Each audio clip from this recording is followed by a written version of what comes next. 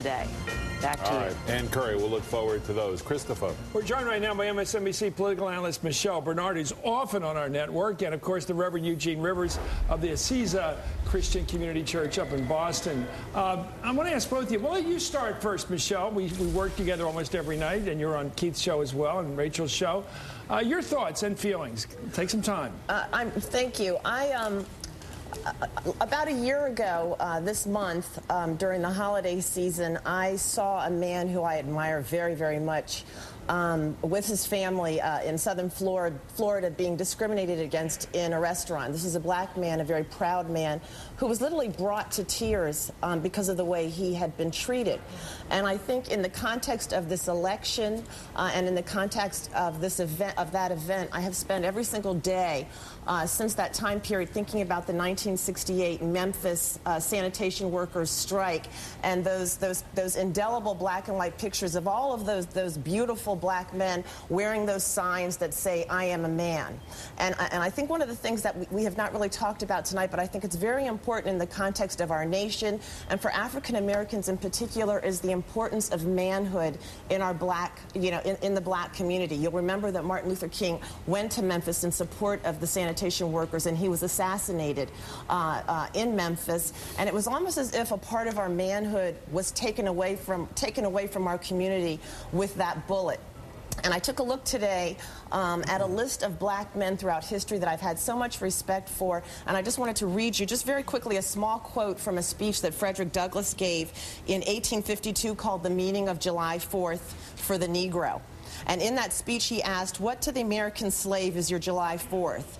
To him your celebration is a sham, your boasted liberty an unholy license, your shouts of liberty hollow mockery."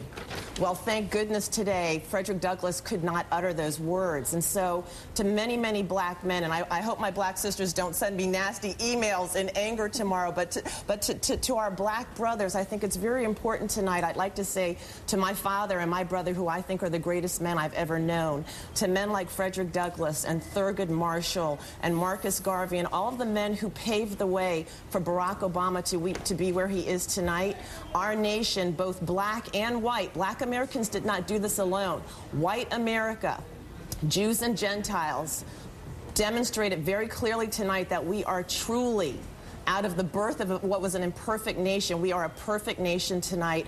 All men are created equally, and I hope that we will see for many future generations to come that we recognize as a commonality amongst ourselves as human beings, that we all have this unalienable right that we talk about, called the right to liberty, life, and the pursuit of happiness. Oh, Michelle, thank you so much. Thank you. Let's, my pal, you leave me silent for a second. Let me go to the Reverend Rivers, sir. Your thoughts and feelings as well. What is extraordinary for one to reflect on is the fact that this nation, which was founded as a slaveholding republic, has, and I really, what Michelle has said is really, really absolutely on target, has demonstrated its capacity to reinvent itself, to improve itself, to grow and develop. And tonight, I said this before, in a very profound way, the residual spirit of the Confederacy was defeated, and I think in some very fundamental way, we've brought